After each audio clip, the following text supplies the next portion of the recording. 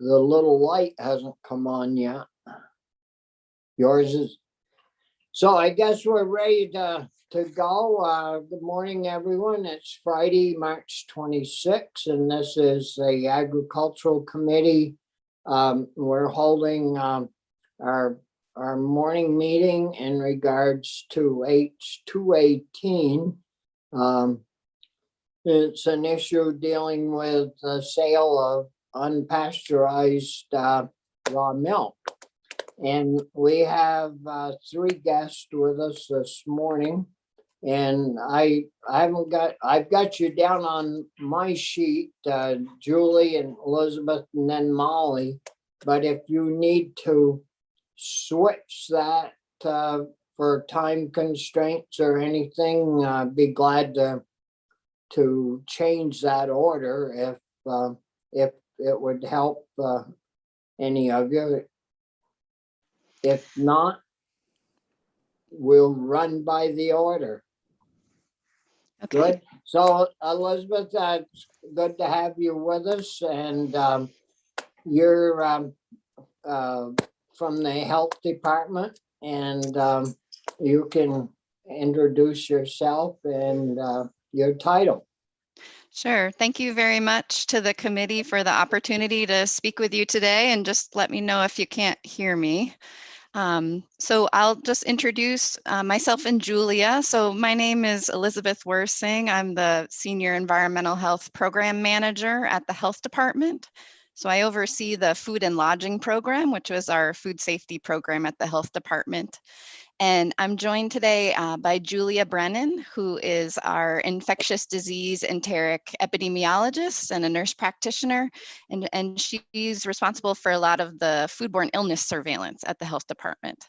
So Dr. Quitt, who had testified in front of the House committee, is not available today. So we will represent the department and can happily answer questions you might have.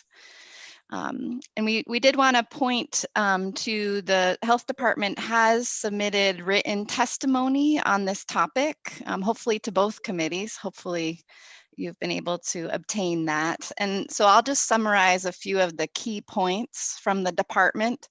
And one thing we wanted to do was just make sure our position is clarified on this particular bill and that you heard it from us. So the department does not support expanding retail sales of raw milk. And this position has been consistent over the years. And our concerns are really about protecting public health and the increased risk of foodborne illness that can come with increased availability of raw milk. Our concerns about public health are consistent with some of the concerns you heard yesterday presented by Dr. Henderson from VVMA and Dr. Smith. And I hope we can all agree that the infections that can occur from drinking raw milk are bad and should be avoided if possible. So we'll talk a little bit about that and the data from the health department that I think you might be interested in. So while many infections transmitted through consumption of raw milk can cause diarrheal illness, there can also be more severe illness that can result, even death, sepsis, kidney failure, paralysis, and miscarriage or stillbirths, especially in the elderly or in children under 5 years of age, pregnant women, or individuals with weakened immune systems. And we wanted to just clarify some of the references to illness in Vermont and share some of the data from Vermont. So each year, the health department does interview folks, cases of illness, reportable illness that the health department receives where raw milk exposure or drinking raw milk is reported. So from 2015 through 2019, there were 55 cases of Campylobacteriosis, so that's from the Campylobacter bacteria, 18 cases of cryptosporidiosis, and 9 cases of Shiga toxin producing E. coli. So that's STEC, that's a more severe causing illness, E. coli. And these are among people who consumed raw milk and reported through the health department surveillance systems. From 2015 through 2017, there were 7 cases of salmonella in people who consumed raw milk reported. Last year, 4 people who reported consuming raw milk or milk products were hospitalized, and the youngest was a 2-year-old child. We luckily have had no deaths reported between 2015 and 19, which is a success. For outbreaks are detected and investigated by the health department. And again, these are really come to us through the reportable disease system usually. The last significant outbreak tied to a Vermont or located in Vermont was in 2010, which is a success. But the health department did participate in 2017 in a multi-state investigation of Listeria monocytogenes infections. So meaning there were cases in multiple states, and it included a Vermont resident.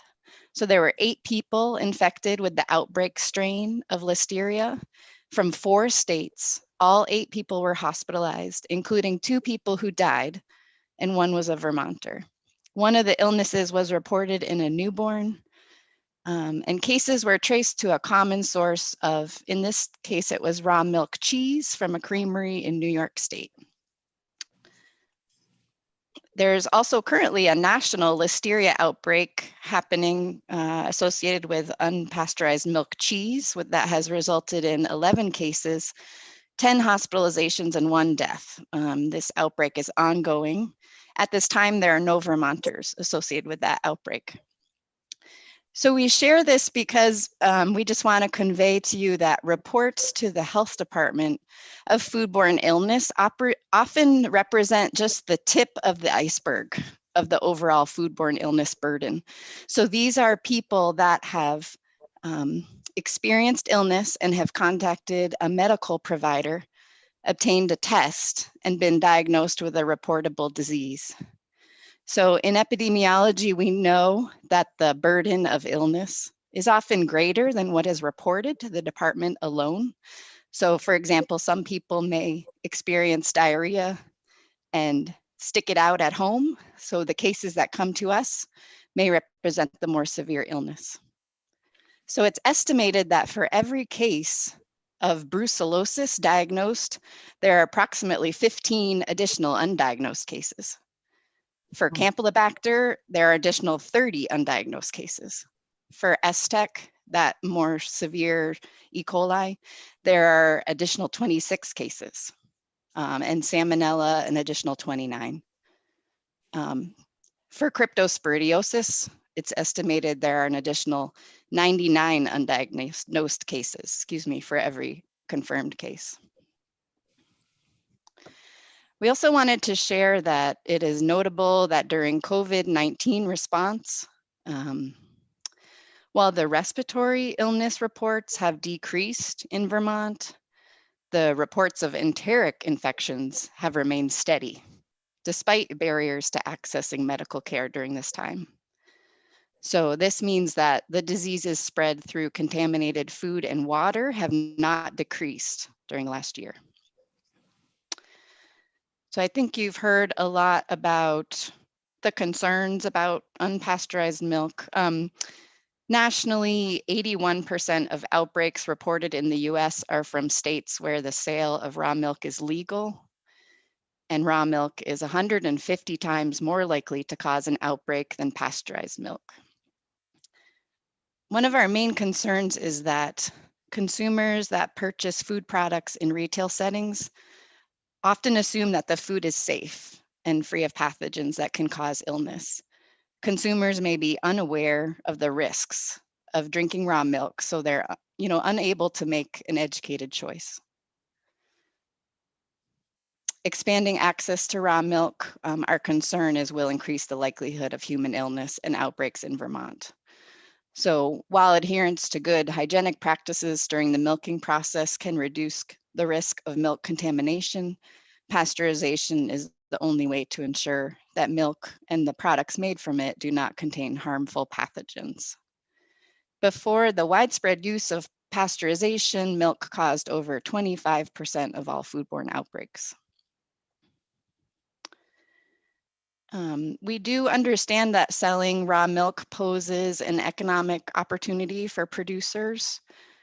Our concern is really that some of this will just shift the burden to healthcare associated costs, the state costs of investigation and regulation of illness, shifting some of that back onto the farmer and the CSA in this case for the liability when there's human illness possibly linked to their product.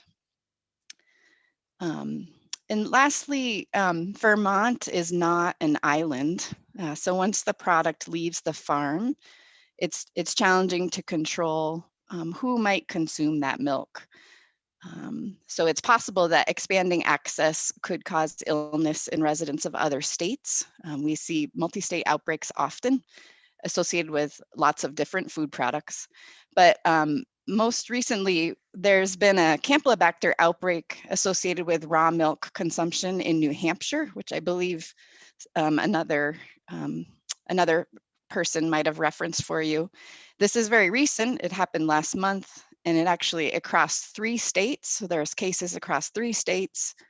Some of the later numbers suggest there's been 50 cases of illness associated with this raw milk consumption, both adults and children, and requiring at least 1 hospitalization. So New Hampshire is still finalizing the details of that investigation. But it has the potential to affect other states being tied back to that product. So I will stop there and see if you have any questions that we can try our best to answer for you. Thank you so much for your time in letting us speak with you. You're muted, Mr. Chair. Bobby, you're muted. But I'll take the floor if that's all right. Yeah, go for it. I'm curious. I don't pretend to know a lot about raw milk, but we did a small change to it a few years ago. The health department's universally been opposed to this, as you said. CDC doesn't support raw milk. So it sounds like the medical world is of one voice here. But looking at state policies across the country, that is not the prevailing policy. There is, only a handful of states that bar raw milk. Any idea why there's a mismatch? Yeah, thank you for the question, Senator Pearson. I think we would agree with you that there is likely agreement across public health professionals and perhaps academia. While we can provide the best information to the folks that make laws, we do not make the laws ourselves. So some of those decisions may be made essentially not by public health, but by the leaders in the state. You're right that the different laws vary greatly across the country in terms of what can be sold legally and how. So that is definitely not consistent from state to state. So you think it's just politics? I mean, it's not it's totally lopsided. I think there's 12 or something states that don't permit raw milk. Some of them have them in stores. I mean, we're kind of in the middle, it seems like to me, if not more on the stringent end. But you just think it's politics, basically.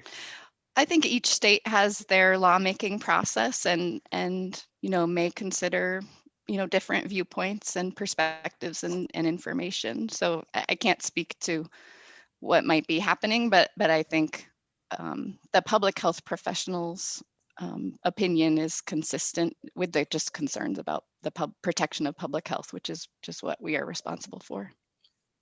Thanks. Do you know if there's any cross-state liability if, like this New Hampshire situation where there's other states involved? Is there any liability on the state that causes, or the people come from a state that causes this illness, these illnesses? Thank you for the question. I am not a lawyer, so I will not pretend to try to answer that. I think what we could share is from our perspective doing outbreak investigations.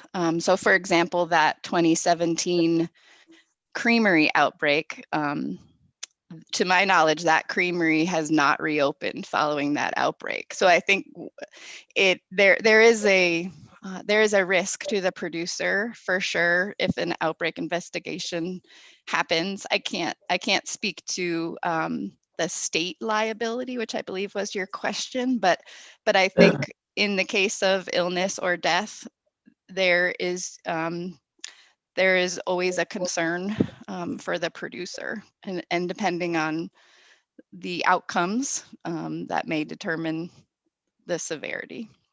Yeah. Well, I'm just wondering if you're a state that allows it, like we're the one of the 12, and we promote it by opening up markets for it, if somebody from, wherever came and bought some of this and got deathly ill, and they followed, the rules that we have, and they still got deathly ill, if there'd be any possibility of liability back on not just the producer, but the state itself for allowing and promoting it. But we can check with, with TJ and somebody there to answer that question. Other questions? Brian, Senator Collmore? Thank you, Mr. Chair. So at the moment in Vermont, raw milk can be sold at farmers markets and right on the farm. Those are the only two places from what I'm remembering from what we have currently in statute. So if you could, Elizabeth, just sort of hit the high points again. I just was trying to read through your testimony that you submitted while you were testifying, which isn't always a good idea because sometimes I miss what you were saying. I understand the notion that if people go into a grocery store, one of our chain grocery stores, and there are packages or bottles or cartons of pasteurized milk and then raw milk, I understand that there's sort of I don't want to say a problem, but we have to make sure that there's an informed decision being made if someone just picks up one of the raw milk things, assuming that it's 100% safe and there won't be any negative impacts from that. So besides the increased availability on a retail landscape, what other things would change and make the Department of Health still reluctant to go along with this? I understand about going in shopping and saying, oh, just grab a carton of milk, and then somebody grabs and it's the wrong one and they don't understand that it's raw milk. I asked the question yesterday on a farm stand, if it wasn't staffed all the time, to me, it could set up a situation where, again, there could be issues because it would still have to be refrigerated on that farm stand from what we're reading in the bill. And yet, if no one's there, how do you really know that it was kind of thing? So anyway. Mm-hmm. Yeah, thank you for the question. So certainly, yes, the temperature control is always a concern. So the products needing to maintain the cold chain below 41 degrees Fahrenheit, from production to service to sale. I think you have a good point about one of the requirements currently is that the milk be picked up essentially with the producer or close to the producer so that, the questions and concerns of the public can be discussed. We know that currently raw milk drinkers are making that choice, and they have usually informed themselves of the concerns and have reasons that they want to drink the raw milk. So I think the concern is once the product is more widely available, and you go to the grocery store and just grab your milk, a lot of times consumers may not be fully informed of the possible risks. There's a lot of information on the internet from various groups. And so just making sure the public has all the information they need to make an informed choice about that product. If the product is sold through a CSA, I'm thinking about some of the CSAs I've participated in. I don't get to pick and choose what I get in my CSA. Sometimes there's some information about the product, but not always. If I want to ask questions about it, who do I ask to that? So, making the product a little more mainstream, I think there are some education of the public that would be needed so that they can make an informed choice to choose to take on that risk that can be associated with raw milk. Thank you. Corey? Yeah, I'm just going to reiterate, I'm not in support of this bill, and this makes it, I want to first say our health department's done a great job in the past year, and we've chosen as a state to follow science and health guidelines and not politics with COVID. And I think they're laying out pretty clear here that it's not safe to expand this to Vermonters. So I'm just going to continue to register my opposition to one, having raw milk sales be legal anyway, but two, expanding it any further than it is. So any other questions for Elizabeth right now? If not, we'll move on to Julia.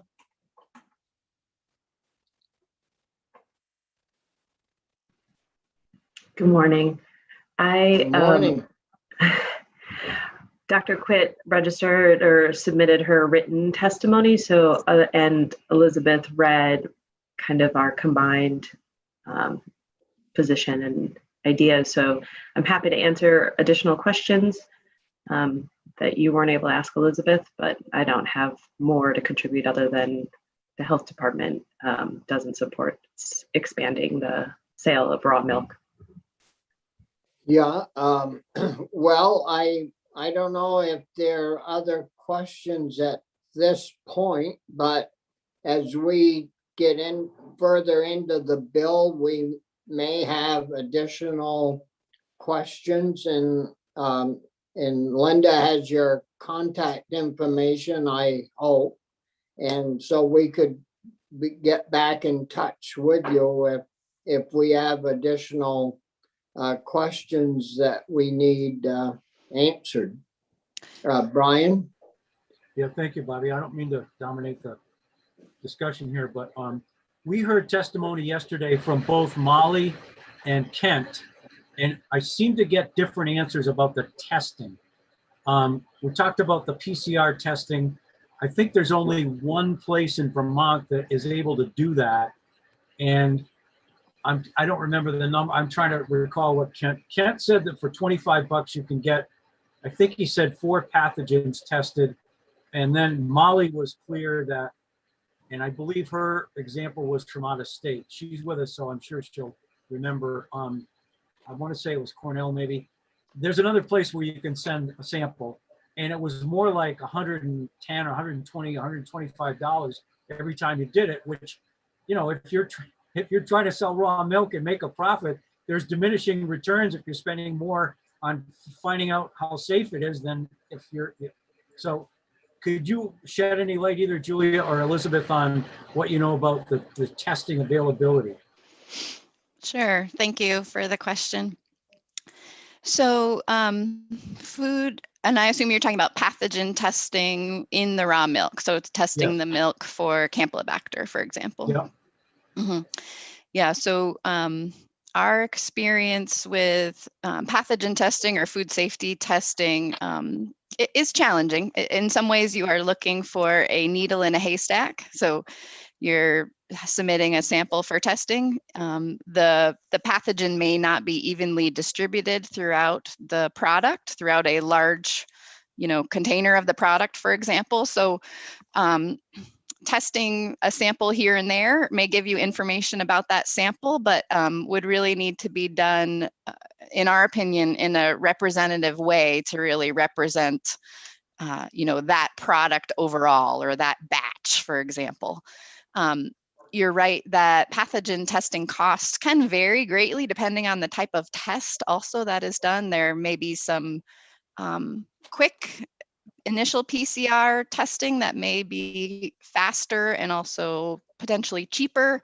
But for example, our laboratory to do a PCR test, our public health laboratory, to culture an isolate, so something that could actually be linked to a clinical isolate, so like a fecal sample from a patient that has Campylobacter, it's 5 to 6 days. It's probably a couple $100s. So the testing can be significant. And also, I think what we would just comment on is it's not a foolproof way to ensure public health. It will give you some information about that particular sample, but our concern might be providing some false security for a pathogen in raw milk before it is sold. Now, I know there are also animal health regular testing that is done on the herd, which is not necessarily what I'm speaking about, but for example, requiring a clean sample before a bottle of raw milk can be sold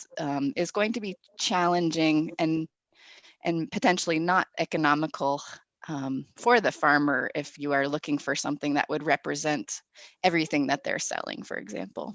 Would just be my thought on that. Thank you. Yeah, one issue that keeps coming up is, people want the choice. They want to be able to make up their own minds what they buy. And it puts people like us in, kind of not bad, but awkward positions. Okay, in the sale of a product that we hear from all the professionals and people that actually, know all about the products, that it's not in the best interest of people to drink it. And yet they'll get in line to buy, to buy raw milk. And that's what they prefer, not just dairy milk. They buy a lot of goat milk as well. So anyways, we'll keep working on this as we move forward. And do you have any questions of us for us? No, I think we thank you again for the opportunity and certainly recognize, a lot of very hard decisions that the legislature has to make. And we just wanted to provide you the information that may just present the health department's data perspective, because it's not stuff that normally is widely publicized or in the media. For example, outbreaks are kind of investigated and the risk limited to the public. So please do feel free to reach out if you have additional questions, because we do agree that it is a choice and people should have a right to make a choice if they choose to drink raw milk. We just want to make sure folks are aware of the risks for making that choice. Thank you. Well, I want to, on behalf of the committee, thank both of you for your time this morning. And if we run into an issue and need to contact you, we'll be in touch. Okay, So thank you. Thank you. We'll stick around in case there's any additional questions, after Molly testifies as well. Thank you. Yeah, very good. So our next witness is Molly Willis. And morning, Molly. It's good to have you back with us again. So we'll let you pick up where you left off or yesterday, and we'll get started. So welcome. Thank you, Chairman, and I appreciate the opportunity to be here and to share a few thoughts. And I would like to just emphasize that raw milk is a highly regulated food, and it is one of the most regulated foods that has the least amount of market access. So farmers are truly producing an exemplary product, and I look forward to when this committee hears testimony from the agricultural community dairy farmers have brought copies of their milk sample test results to show to the committee, and there is virtually zero bacteria in those tests. We currently test for somatic cell count, coliform, and total bacteria, and the test results that these farmers are receiving back are exemplary. And I would just like to open with that, and then I think back up a little bit just to revisit some of the history about raw milk and why we're in the position that we are. Raw milk has been consumed for thousands of years, and milk production moved off family farms and into concentrated urban environments in the 1800s. And that was mostly due to commodification, which led to unsanitary conditions and so-called swill milk, which was being produced in urban areas. And this resulted in outbreaks of raw milk linked to sickness. And by the turn of the century, pasteurization had become the norm. There was a doctor named Henry Point, who was a medical doctor, and he actually had lost a child in the late 1800s due to contamination of this swill milk, but he continued to see the benefits for treating chronic disease with raw milk, and he began to certify medical milk in 1893 for use in hospitals. And this program continued for nearly 100 years with no issue. And I think it's important to speak to something that was raised earlier about why regulations are different from state to state. And the answer to that, I believe quite firmly, is that Vermont is a dairy industry state. And we have very strong dairy industry lobbies in order to protect that community.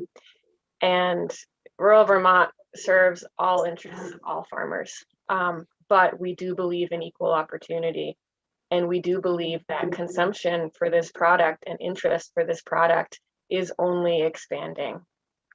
We have hundreds of consumers who recently signed on to a letter of support for this bill, wanting easier access to raw milk. And as I mentioned, over 30 farm stands and CSAs that are clamoring to sell this product because their customers are asking them about it on a weekly basis.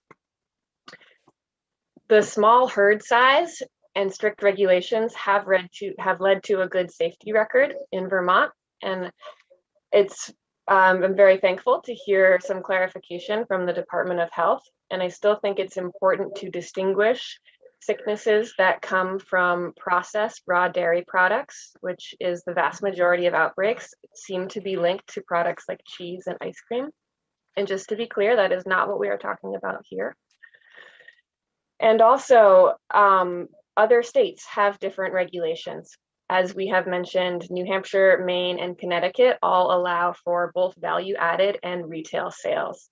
And in New Hampshire, there is no regulation if you are selling less than 20 quarts a day. And so Vermont regulators have done a very good job putting into place regulations that are keeping our consumers and our farmers safe. The small herd size of raw milk producers, often a couple cows to 10 cows, sometimes more, allows farmers to have a much closer eye on the health of their animals. It's actually quite different from other arms of dairy farming. And although there is possibility for severe illness to come from consuming raw milk, that is a possibility for consuming a broad variety of foods. And just like consuming a broad variety of foods, it's not happening very frequently. And actually, by encouraging raw milk producers to become tier 2 and therefore follow the additional regulations that are required by tier 2 producers, you are holding them to a higher and safer standard for this product. So I think there's actually a strong argument for how this bill could elevate safety in the state for the people that are already producing and consuming raw milk. We heard some numbers from the Department of Health about cases of E. coli and Salmonella and Campylobacter. And I'm curious, it sounded, correct me if I'm wrong, but it sounded like those were numbers of what was reported in the state at large, not related to raw milk. And I just wanted to make that distinction.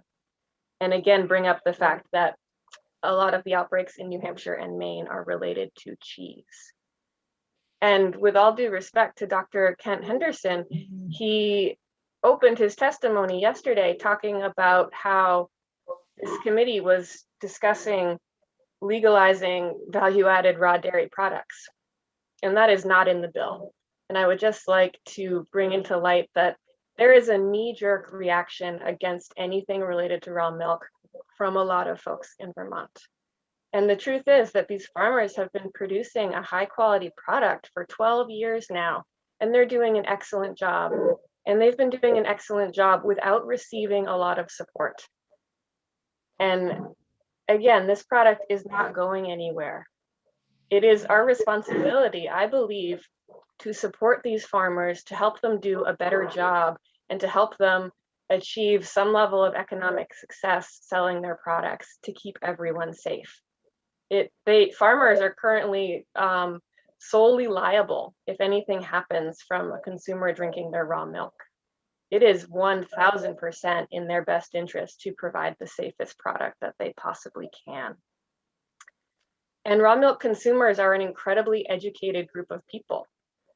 We heard testimony from farmers, and I hope that we will have the opportunity to again, that they are incredibly diligent and responsible. They have to provide full contact information in order to purchase raw milk. There is a warning label that I can read you the language of, just so we all know. It says, unpasteurized raw milk, keep refrigerated. Consuming raw unpasteurized milk may cause illness, particularly in children, seniors, and persons with weakened immune systems and pregnant women. So this label is on the bottle of milk itself. It is also posted in a sign in the milk room or the farm stand where the person is picking up the milk. And it is actually quite difficult for someone to mistake this product as pasteurized milk that they would be buying in the store. It doesn't actually taste very much like pasteurized milk, and there will be about 2 inches of cream on the top of it if you don't shake that bottle. And so I would like to give our consumers some credit for helping hold up their end of the bargain of maintaining safety. So we've already proven that we can maintain a cold storage chain of custody with the fact that tier 2 producers can currently deliver raw milk to customers' homes and also sell it at farmers markets. So we have been successfully keeping this product cold and safe. And the other reality is that the vast majority of raw milk currently consumed in the state is being purchased at unstaffed farm stands, and that is working. We are closing fridge doors. We are maintaining the safety of this product. And there is actually a federal ban against raw milk crossing state lines, and I think that's important to bring in here. And so if someone is purchasing raw milk and then bringing it to another state, I believe that would, and this would probably be a question for perhaps Michael O'Grady, but I think that would shift liability if they are breaking a federal law in that way. And there is actually wonderful peer-reviewed research out there about how beneficial raw milk can be in cases of asthma and allergies and supporting the microbiome. And this has been a medicinal product that has been used for many, many years.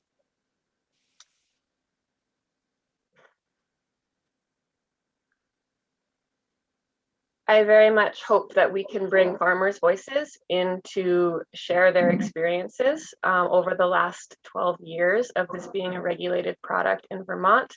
And I, again, would just like us to remember that there is a difference in outbreaks that have occurred related to value-added products, to people that have been operating outside of the regulations, to people that have been operating without regulations, as is the case in other states. And also, I know one of those outbreaks was actually linked to, I believe it was a vaccine or antibiotic use, and it didn't actually have anything to do with the milk. And just lastly, I would like to bring a little bit of clarity to the question that was raised about testing, because currently milk sample testing is required, as I've discussed. But I think the confusion came from the human pathogen testing, which is not currently conducted. And To clarify, that was something that was proposed by Representative Rosenkist in an amendment on the House floor. And in the statute currently, raw milk has to be tested at an accredited lab, and UVM is not an accredited lab. So that $25 quote that we heard would not actually fulfill what's currently required in the statute. In speaking with lab representatives from the Cornell lab, I was quoted upwards of $160 minimum. And that was the low end of what it would cost to have these tests, the human pathogen tests done. And that does not include the overnight refrigerated shipment that would also have to be part of this. And the Vermont State Lab currently recommends that farmers either hand deliver their samples or expedite ship them in a water and ice slurry. And I went to the post office and I measured out a box, and the very minimum it would cost to overnight ship something would be $30, closer to 40 mostly. And there's actually no guarantee that that sample would arrive within the current temperature requirements. And so if we're asking farmers to add on additional testing requirements, I think it's very important to acknowledge how little support they currently receive. There's no milk trucks that are picking up these samples and delivering them to the lab. Farmers are very much on their own. And with shipping and the way that the Postal Service is currently operating, it is a gamble that your samples could actually get to the lab in the time that it is required. And it opens farmers up to increased liability shipping any of their samples because it's out of their control. And if that sample reaches a temperature that is higher than 40 degrees and they get a bad test result, they have to cease sales entirely until that test result is corrected. And that might not sound, that sounds like a smart thing, absolutely. But if you think about someone who is also producing commodity milk or perhaps processing their dairy and have larger herd sizes, cows do not stop producing milk ever. And it breaks my heart to see farmers dumping milk. And the fact that we are asking Vermont raw dairy producers to jump through such extraordinary hoops when the reality is that they have been doing an exemplary job, it shows that it disappoints me that we can't try to figure out more ways to support diversified farms in this state, because they are truly the future. And I think it's important to remember that. Thank you so much. Well, thank you, Molly. Are there questions? Chris has a question. Actually, Molly's reminded me of something, reading the warning, that I'd love to ask maybe Elizabeth, if she's still with us. Thanks, Elizabeth. So pre-COVID, I used to enjoy going to restaurants, and you will see on the menu without fail, eating undercooked or whatever, blah, blah, blah, blah. And I shamelessly eat sushi, and I'm not sad if my medium rare steak is a little more on the rare side. Can you help me understand, like, the point is that there are risks everywhere in things that we would never consider actually limiting sales. I mean, you can walk up to a farm stand, open the fridge, and take out a piece of steak and take it home and do what you want with it. And nobody's, advising you how to keep that steak in your car. And, so there just are these risks. Help me understand, like, is that equivalent in risk? Is that 50 times the risk of raw milk, or 5% the risk of raw milk? Pull that together for me if you can, or maybe it's an impossible comparison, but I would just like to understand that better. Sure. Yeah, thank you for the question, Senator Pearson.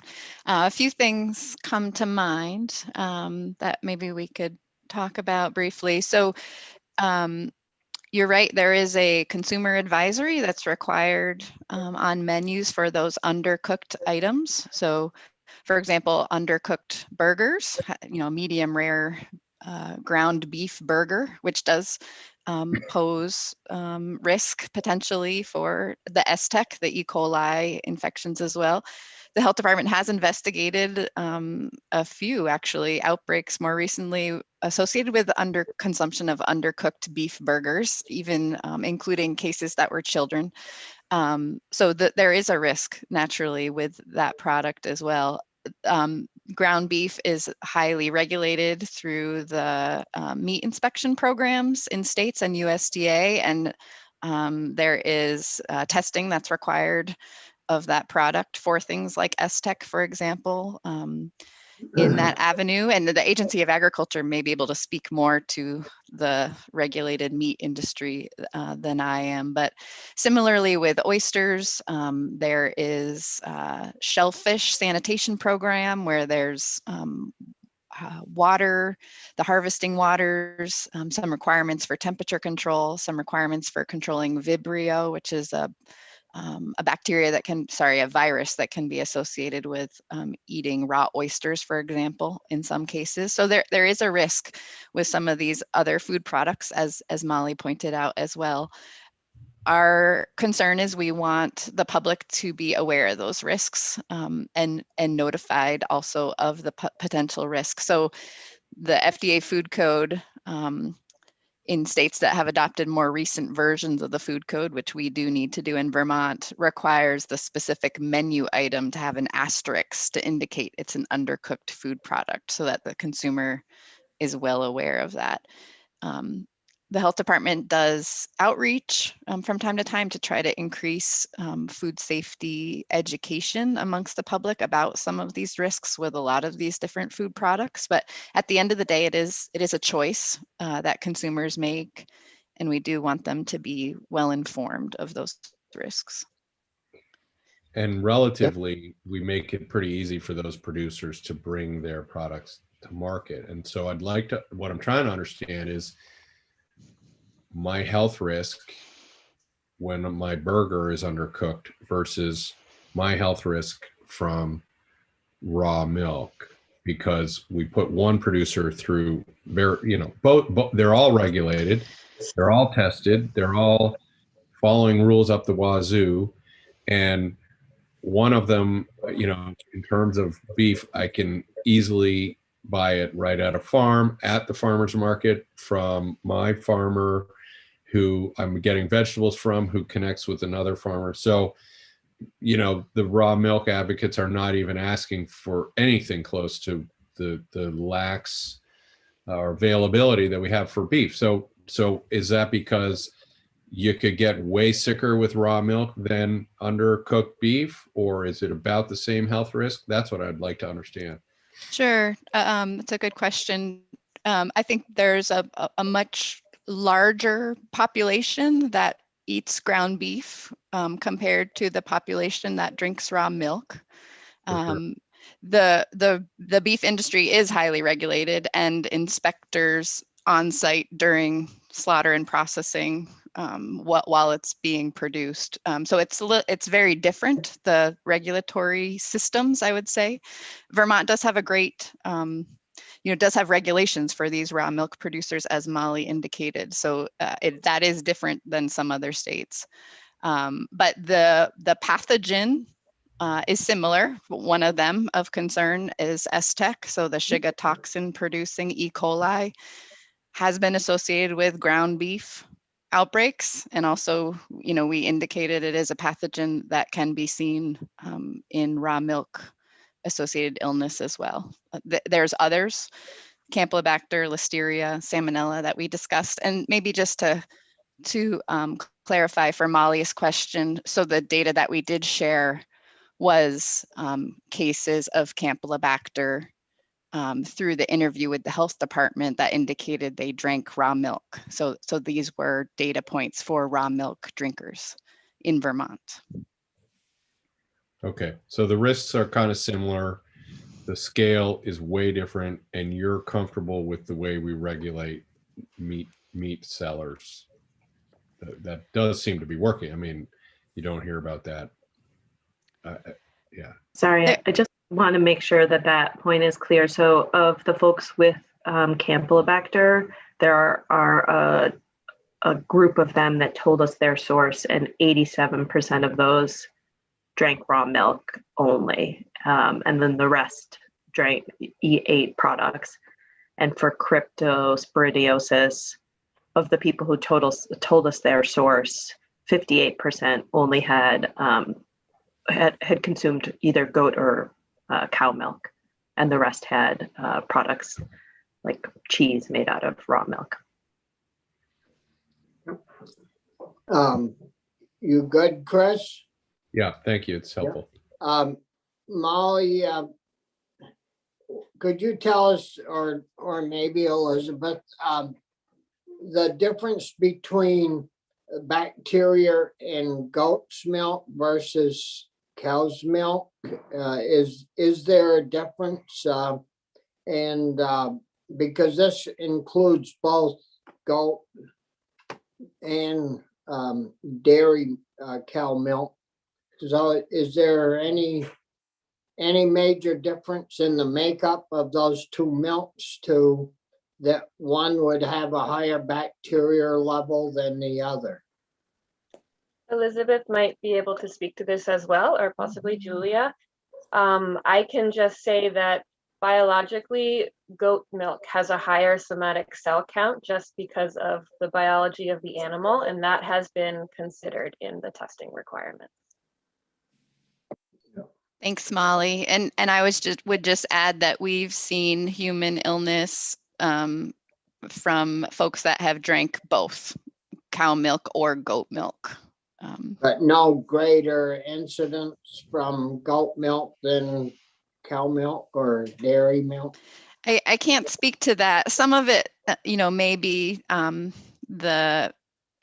how many folks drink each. And I think some of this just gets back to my point about we're just seeing the tip of the iceberg in the reported cases. And also these are the folks that have completed an interview and felt comfortable sharing, that they drank raw milk and even where they drank raw milk from. So there's, some aspect of it always that we're just collecting information. We're not trying to get anybody in trouble.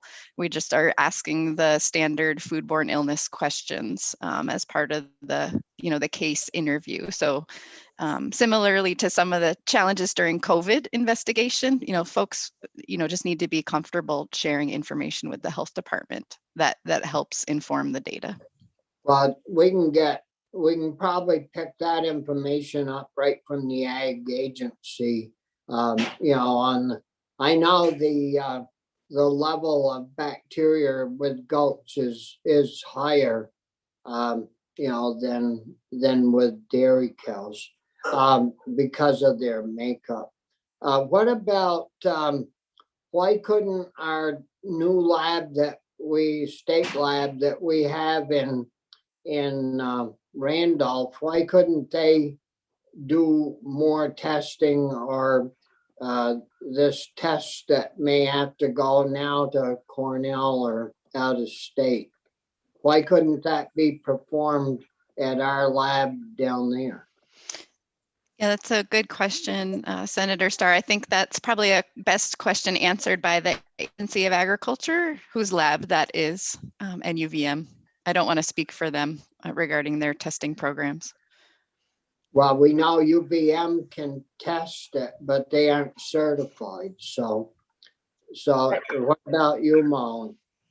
As far as I'm aware, the state lab in Randolph does not provide those tests. But you haven't been given a reason why, so that's another question for the agency. And we found that you can't, it's against the law for an individual to transport this milk across state lines. So as far as if we sell it here and somebody transports it to New Hampshire or Maine or wherever, they're actually breaking the law by transporting it. Yep. Brian, do you have a question? I do. Thank you, Mr. Chair. So I just want to make sure I understand, Molly. You mentioned that there was a lobbying effort on the part of dairy. Were you in the House at all when you heard testimony on this bill? Yes, I have been present for just about Okay. all of the testimony. All right. So did the House hear specifically from someone from the dairy industry that opposes this? No, well, it depends on how you think about that. The Agency of Agriculture does not have a position on this bill at the moment, but in the past, they have not been supportive of expanding raw milk sales. And the reasoning that we hear regularly is due to the threat of the Vermont brand. There is a lot of fear, and I think it's very important to notice how that it's a very controversial topic at times, and it is driven by a lot of fear. And I think that there are extremes on both ends of that fear, and then on the opposite end of that, that raw milk is completely safe. And I think we have heard a lot of testimony about how there is significant risk, just like there are with consuming other foods related to raw milk. But it is mostly the fear that someone, probably in New York City or Boston, which would not be legally allowed to consume raw milk anyways, would get sick and then would tarnish the Vermont brand. But I think it's important that we consider all of our farmers when we're having this conversation. And not just our commodity dairy farmers, who are of course very important to this state, but there is 600 and some odd farmers, and less every single week or month, that are shipping dairy in a commodified way. And there are over 7,000 small diversified operations, many of which would be interested in selling raw milk if the regulations made it more reasonable. And I'm sure that we will have the Agency of Ag in to tell us what their, but my question was specifically lobbying interests for dairy. Did they come into the House and testify against this bill? Not this bill, but when we've worked on this issue in the past, that has certainly happened. Yeah. Okay, thank you. And my only comeback to the Vermont brand, y'all interfering with that.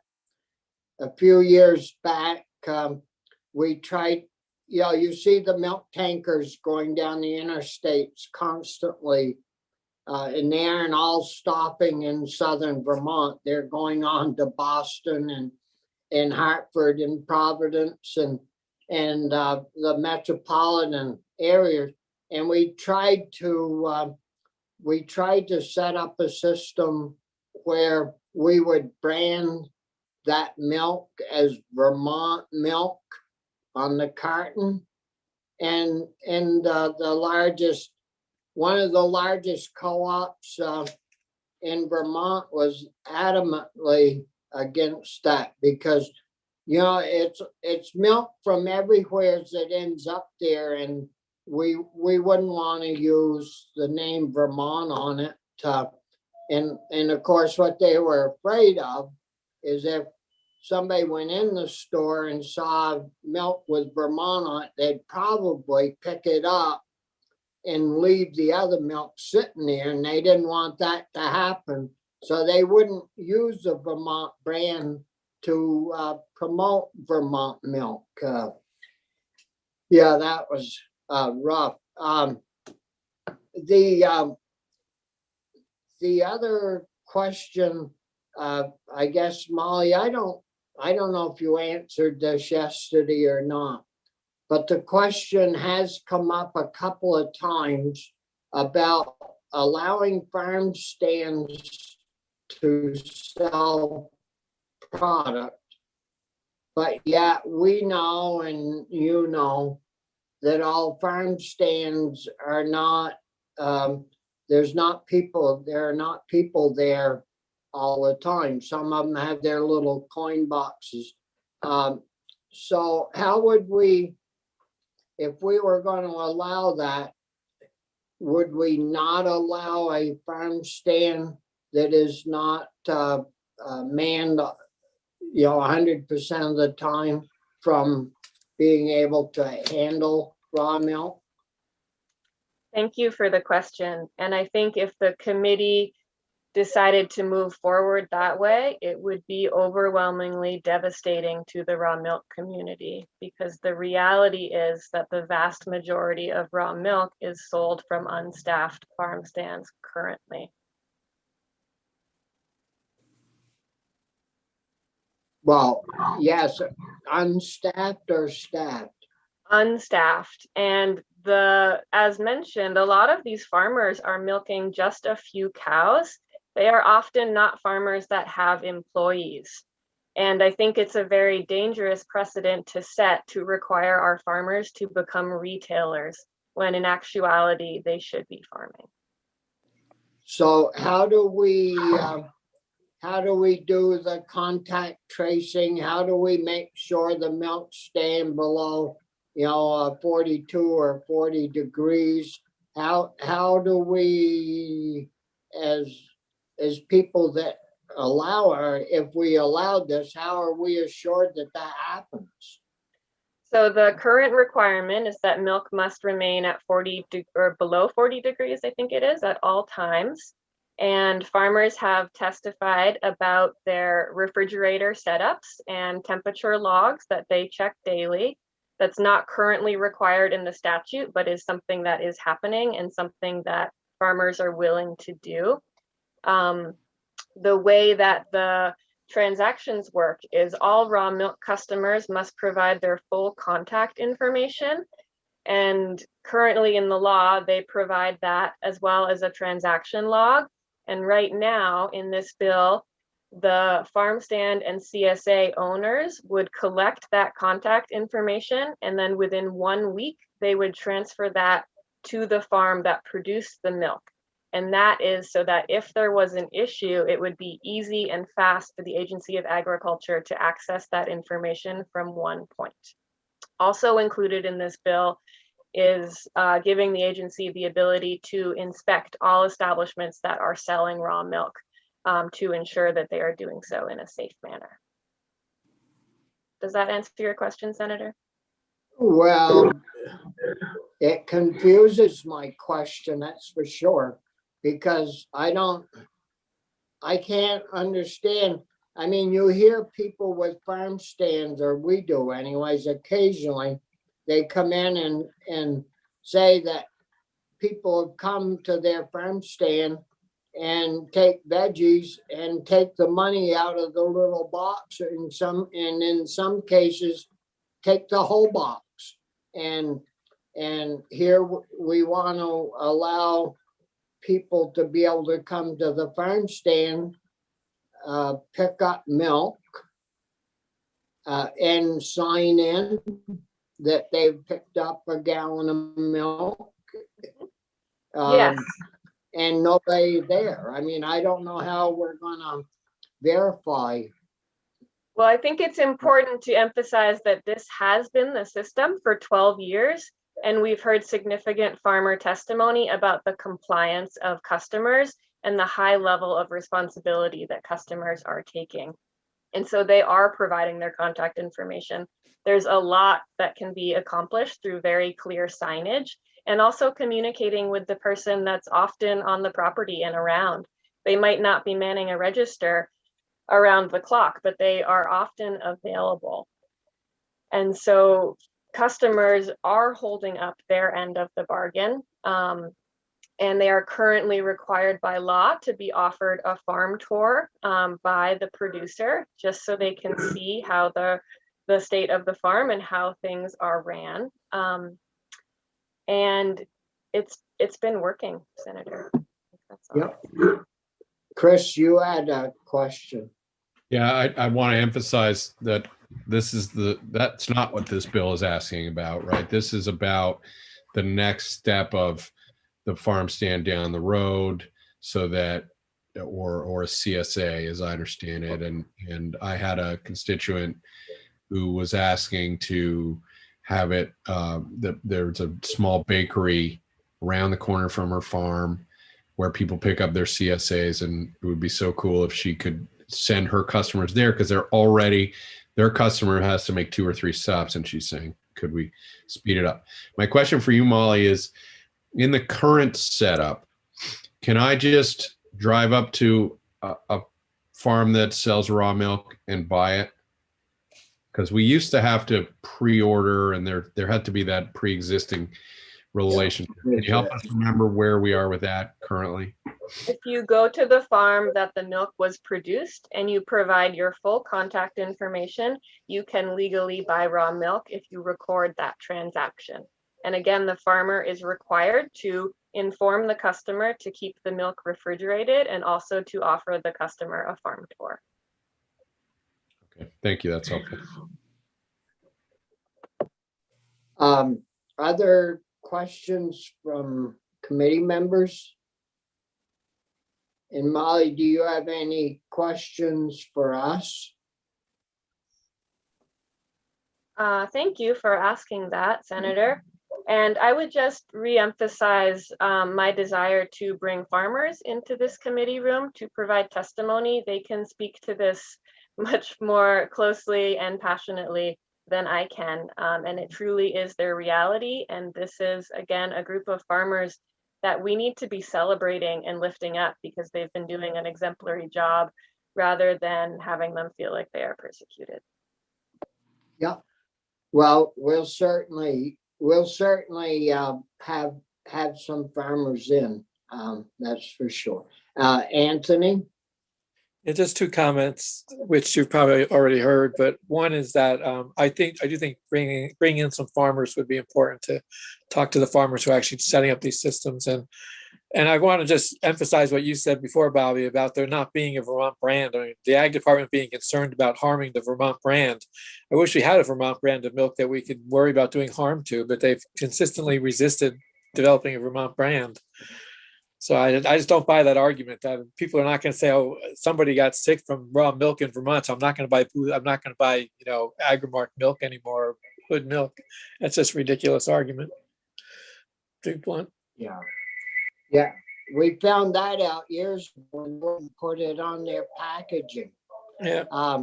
So is there anything else from any of our guests or from committee members in regards to questions? If not, thanks a lot for you folks to be with us this morning. And we're going to be working on this for a bit, having different witnesses in. And you're certainly welcome to any of our meetings and to participate. So with that, thanks a lot. Thank you. Thank you. Thanks. So committee, do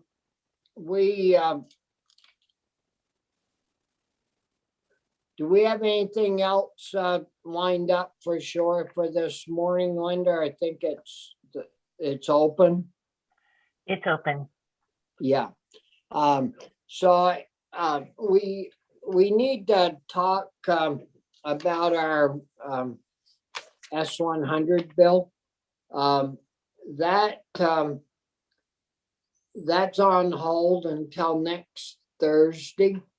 And the reason for that was, of course, the communications that all senators received in regards to the harm that universal meals was going to bring to so many school districts, financial harm. And so we need to devise and hear from I think we need to hear from like one or two school districts that utilize universal meals and see how devastating it was to their budget and how they had to go back to the taxpayers and get all those big tax increases. And then we ought to hear from some of the schools that feel that if they do institute the program, how it's gonna financially ruin them.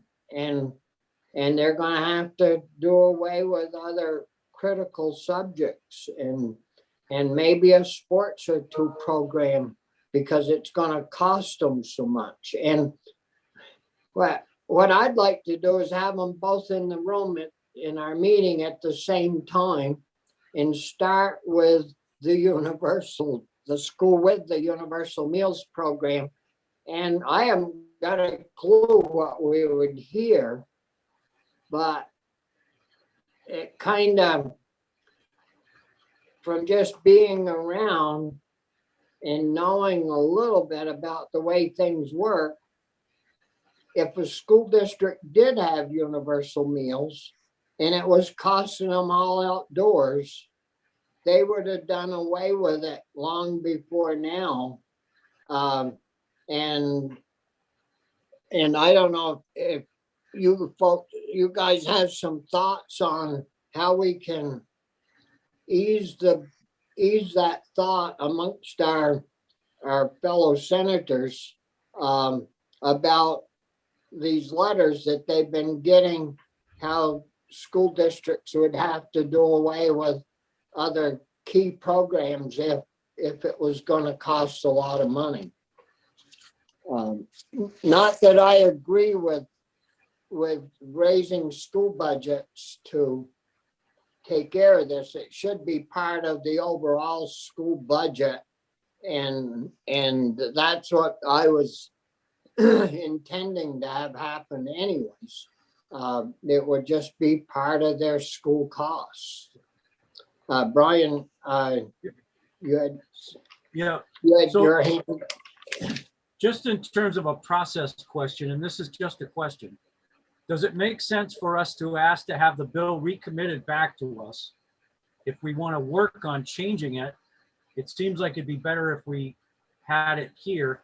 And also, would it be better to invite Senate Ed in to hear from these schools so that we're not, again, trying to tell somebody else what we heard? In other words, they could hear it firsthand too. So those are just two questions. Well, we aren't going to call the bill back in committee because it's made crossover by being on the calendar. So Okay. we don't want to get into that battle. And Brian, I tried to talk Brian into doing a couple of joint meetings on Tuesday and Wednesday, and he hemmed and hawed about it because he's awful busy with a couple of issues, but possibly that will change, and then it would be most helpful if we could do that together, both committees. And I'll keep checking with Brian, but I know yesterday when we visited, he thought he was going to be booked right tight up, and I had us all booked for next Tuesday, Wednesday, and I had Linda call and email those folks and change it because of the importance of getting this done and try to get it pushed over to the House. Chris? Two questions. I'm pretty convinced that part of the confusion in the school community is that they don't understand. I think there's broad understanding that if you hit your 40% free and reduced, the feds will pick up the tab for your whole program. That I think they get. What I'm only coming to understand myself, and so I assume it's not well understood. And in one email yesterday from the Chittenden South District superintendent, it was very clear they did not understand. The feds, as soon as you hit as soon as you say as a school, we're going to do universal meals, the feds come in with money. They don't pay for the whole thing unless you have your 40% free and reduced. But they come in with money, and it is significant. So, for instance, the Chittenden South said in their email, this will cost us $1 million. And I'm thinking to myself, well, how could you be 5%, 4% of the whole state? If it's going to cost 25 million in the whole state, how could one district be such a huge portion? And so I was poking around. It's because they're not accounting for the influx of federal money. And you'll remember in our bill, we mandate a maximization of federal dollars. And that has to do with some data collection. With your first year, they create a so-called base year. So just to say, to some degree, our colleagues are not, I barely understand it. We've been talking about it for 2 years. Our colleagues, I'm certain, don't fully understand it. And I'm pretty confident the schools are not fully understanding some of the external money that we're talking about. And so it's freaking them out in terms of a shock to the budget. But anyway, just to put that out there. The other thing is the local food incentive. Bobby, that got stripped because it's just budget, right? Basically, it's just money. But it's a very powerful, people want to do it. That is the least controversial. It's not a lot of money, and we would be very wise to use some of our economic development dollars to go that way, in my opinion. But I don't want us to lose. We've not been talking about that lately, and I think it's a part of what is important about this proposal. So anyway, I just want to flag that and encourage us to not, even though it's technically dropped as appropriations has amended the bill, I think we should keep talking about it and keep the pressure up to do that. And the other thing we haven't talked a bit about, or very little, if any, is the healthy foods issue, about how if you get these children started, early on good healthy foods and keep them from becoming obese, that they'll continue along those same lines as they grow older and stay healthier. And I think we all received a memo or something from Chris Bray a day or two ago about how the younger children of today have a shorter life expectancy than like when we were growing up, because they're not eating healthy and they're so their life expectancy from obesity is shortened. And last night at that meeting, I think Jenny picked up a little bit on that, Jenny Lyons, and I didn't know if we had a chat with her, her committee might even look into that angle of it and come on board to help promote this bill with using local produce, local grown foods, and having healthier meals. So I don't know, what do you think about having a couple of the schools in that use that do universal meals and a couple that don't, and what school districts would you recommend? I know Burlington, I believe Burlington is a universal meals school, and some of our it's got to be schools, one of the largest. Pardon? It's not all of our schools, so it's not district wide. It's some of the schools. But we've heard from Doug, I forget his name. I think in terms of the schools that are already doing it, we could reach out to Faye and Betsy and because they would know people that are the, you know, would tell a good story, that they work with the whole universe of these people, I think.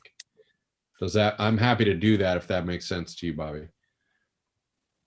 Yeah, well, yeah, I did. I think I told you I did talk with Faye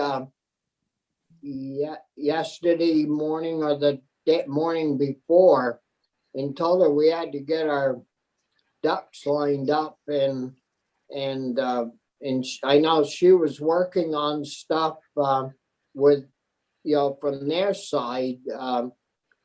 I'm sure yesterday and again today, and is going to be, you know, willing to do whatever. So why don't you double check with her? And what about getting the superintendent in that sent the letter from the school district that's already in universal meals, but he sends a letter complaining about the universal meals program. How about inviting that guy in for a little visit? I was just going to suggest that, Bobby, if we could get the Superintendent's Association, the School Boards Association, and there was a third group that was part of that letter, and I can't remember. Well, the principals. Principals. Yeah. Yeah, but If we could get the three of them to kind of, I don't want to say endorse the bill, but at least back off, you know, as much as possible, I think that'd go a long way to helping us out. They want a free lunch, Brian. they're If only we going to say- back off if we just pay for it. Yeah, I mean, if we they- say, I- okay. I think I like the idea of having a superintendent in, not the association, really find out about what's going on the ground. And because the organizations have staked their ground, they've not been helpful actors in terms of saying, you know, here's what you need to do to help us, have us be supportive. I'm much more interested in the people that are actually doing the work, coming in and telling us what the implications would be. Same thing for AOE. I mean, we've Well- heard from them. Plus, I had Linda try to get hold of Rosie to set some time up for Tuesday and Wednesday. And that issue is, we need to know for certain if what the feds pay on universal meals, you know, because there's freaking all kinds of numbers out there. And if they pay for one price for all meals, do they pay a different price for the people that are going to be, the new people that are going to be getting free lunches? And each, like, you get rid of the reduced, you get rid of the free. Do you get rid of all those things and the feds just pay you X per meal? And does it matter on the size of the hot lunch program? If you're feeding, it would seem to me, if you were feeding 500 kids, you might be able to feed them cheaper than if you were feeding 50 kids. So is there price differentials for different size schools? You know, we haven't really done much of that. Just that it works, but our colleagues really got gun shy yesterday after getting all those letters the day before from the three groups, and I don't know if the three groups are all one group, or if all three groups are three separate groups that joined in on one letter to all of us. But I know it certainly got the attention of our, and yet we didn't hear a thing from them. Well, all during January and February and 2 or 3 weeks into March, we didn't hear a word from any of them. So you want to get some other people coming in? Faye told me Rosie she's can go- working. Faye told me she's working on a list for Linda. She'll have that soon. Okay, yeah, good. And I didn't think we had a lot of opposition last night at our meeting. Did you, Chris? No, I think we're softening. I think, I think we'll get there with time, and it's not clear to me if we'll have to make some tweaks or just get more information out so that people know how to respond to their superintendents. I don't know, but I mean, it's a tricky thing when our colleagues rightly Well- want to know more details than what I'm comfortable with is we are going to figure this out. You could forgive them for not having enough faith there, but we'll get there. Well, yeah, I feel bad about them not having more faith in us. Any freaking bill we've ever shipped out of ag's been a moneymaker as far as I know, and saved millions of dollars for whoever it was set up to help. And I don't know of one bill that we've ever done where it turned into a boondoggle and cost anybody money. And if this figure wasn't set up about right, so our schools could do it without costing them money and cutting school programs, you wouldn't see my name on it. Because I've been a public school advocate my whole life. And so you aren't going to do something that's going to cause them harm.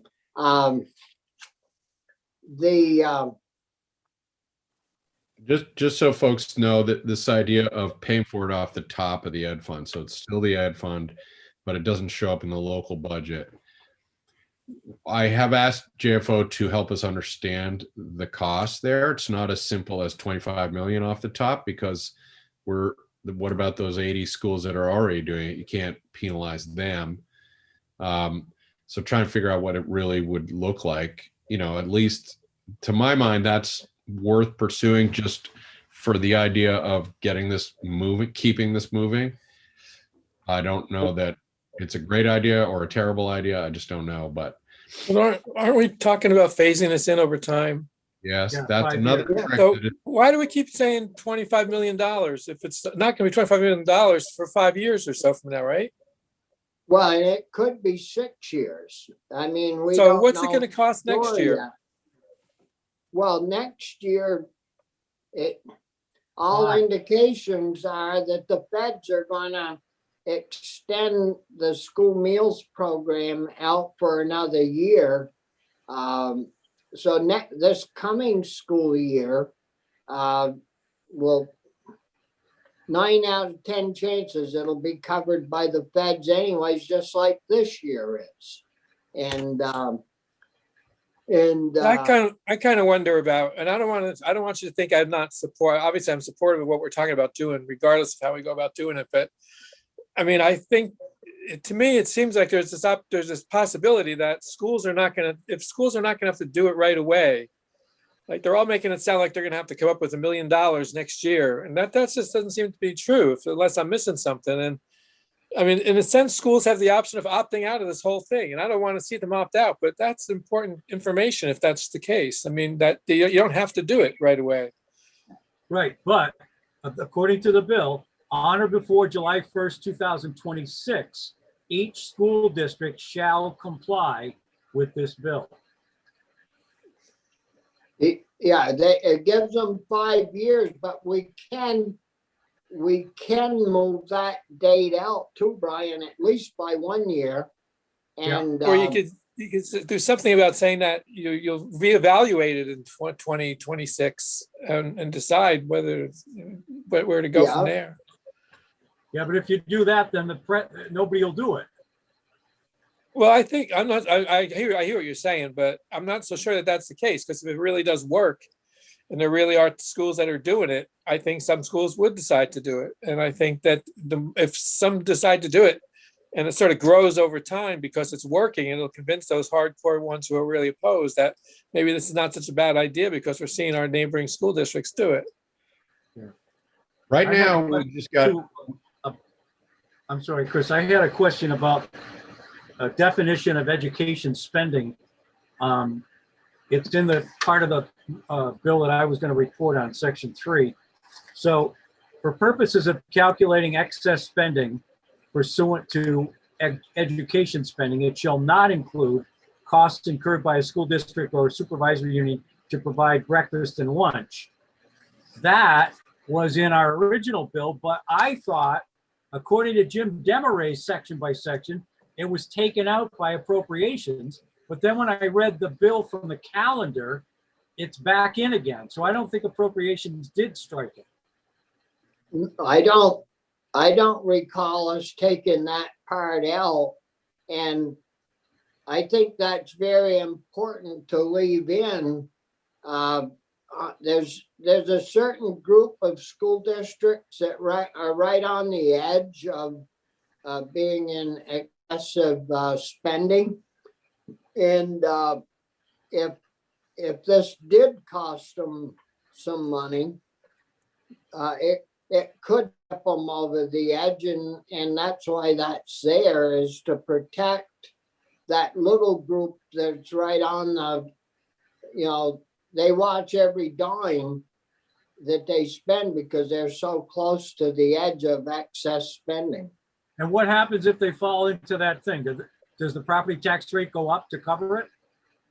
Well, there's a whole, you mean if your local district messes up and goes into that excess spending, yeah, I think there's ramifications there that aren't very pleasant, and we didn't want to cause that, so that's why that's in there. Okay. There's a lot of things here I still don't understand. So I think we need to gather information that we need, maybe propose an alternative, but stay focused on getting this over to the House. I mean, there's a long way to go here, and we are not going to have this perfectly buttoned up. And it just has to have some iteration from an input from more than what we can pull together. I mean, we should do our best, continue to do our best, but to me, it's important that we also keep our eye on the need to push it over. Yeah. What about are you guys, Brian and Corey, are you getting a lot of pushback from your other 5 people? Oh yeah. I am, but you get pushback from schools no matter what you do. And I'm not worried about that. I meant your colleagues in the Senate. Oh, yeah, we get some, but I think it's one of those, it's people who are used to, they get 1 or 2 emails from somebody and they think the whole world's upset at them. I think there's concern about costs, but it's such a small amount of ed funding costs. Yeah, it's a 25 cents on the 1,600 or something like that, $160 at 25 cents or something. I'm Chris. And the way I look at it, some of the superintendents who reached out to us, like I have some, there's schools in their district that do this, like probably half of my schools already have universal school meals. So well, we need to get that list of schools that have universal meals and publicize that to our colleagues that look, in your district you already have 8 schools or 10 schools or 3 schools that use this program. And I can't tell you who the 70 to 80 school districts are, but Rosie should be able to tell us that. So any other things that we should be working on to line up for Tuesday and Wednesday? And if you do think of anything that or any people that we need to get in, give Linda a call and we'll get it on the list to get going with. So, because I figured 2 days we gotta stick pretty close to it to get our stuff done. So anything else to come up this morning? Nope. No, you all set? Well, if We're on at 11:30, right? yes. So with that, I guess we'll just call it quits, and we'll see you at 11:30.